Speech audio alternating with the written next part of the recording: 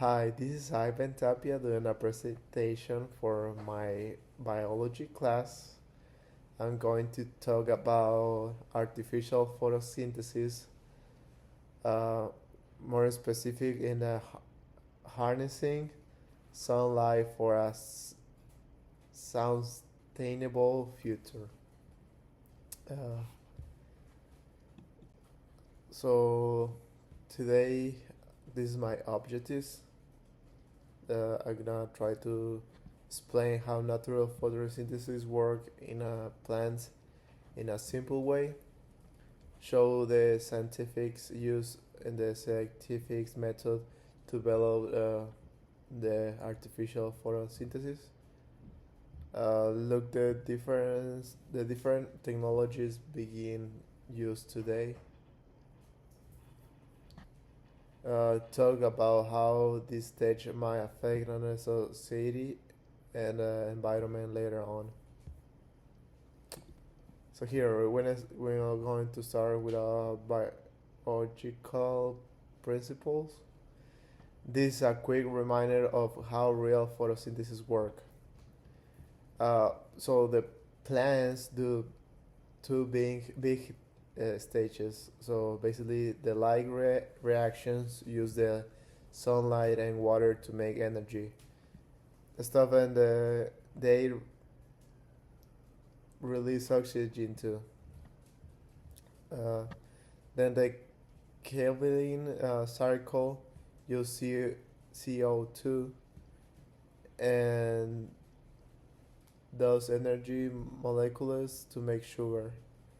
Chlorophyll helps to catch the sunlight, and basically the plants turn sunlight into a chemical energy storage in sugar. So for artificial photosynthesis, try to copy what the plant do. Instead of chlorophyll, scientific use a specific light absorbers. Instead of plants and enzymes, they got a catalyst that split water. And instead of making sugar, this system turns CO2 into useful fuels like hydrogen or methanol.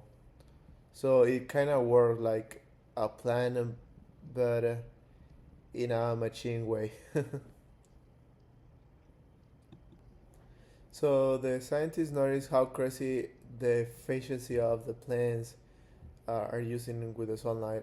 So they asked, we can build something that does the same thing. And the hypothesis basically was, yeah, we can do this, and maybe we can copy the main steps of photosynthesis. So a scientist in 1912 named Giacomo Siamisian even predicting the human will someday use sunlight directly to make energy. So the scientists test so many ideas over time. In 1912, researchers showed that titanium dioxide could be split water with sunlight, which was a big deal. Later, more the catalytics were invented. So in 2011, Daniel Nocera made the first artificial leaf. Today we got even better systems. They measure success with stuff like solar to fuel efficiency, how long the catalyst lasts, and how many electrons go to the right reaction. There is ton of scientific evidence for artificial photosynthesis. A thousand of studies have been published.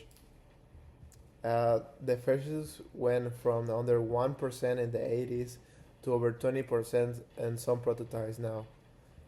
Different labs have repeated the results, which it means the science is reliable. We understand the chemistry and the physics are well enough to make a working device already. But yeah, like everything, there is still problems. Some systems are super expensive and the catalysts don't last forever.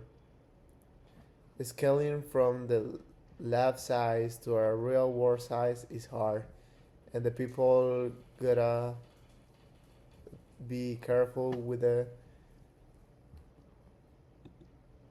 pseudoscience. Real science shows data and peer review. Fake science hides stuff and makes a big claims with no evidence. Uh, if artificial photosynthesis becomes common, it could really change things. It might lowering carbon emissions, create jobs, and make countries less dependent of fossil fuels. But we also gotta think about the fairness, making sure the whole countries can access it, and making sure the workers from all energy jobs get support during the switch. The scientists are trying to make a cheaper and with a taller material so it can be durable. They also need to put all the parts together so the whole system work in a real world.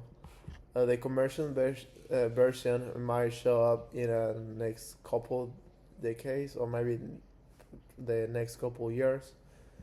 The timeline shows how research might eventually turn into real energy systems. So yeah, the artificial photosynthesis mixes ideas from the natural with a new touch to make clean fuel, and it grew through the scientific method and even through the challenges that exist. Progress looks like very promising. It might become a big part of making a sustainable future. Uh, we are here of some reference, and also I have more reference in the world document that we got. Apologize because my accent, and yeah, this is the end. I really enjoying investigating about this topic. It really proved the scientific method of it, and see how they can transform from a plant uh, energy to a real electrical system. And yeah, it's incredible how they can from a plant that they can move to an industry.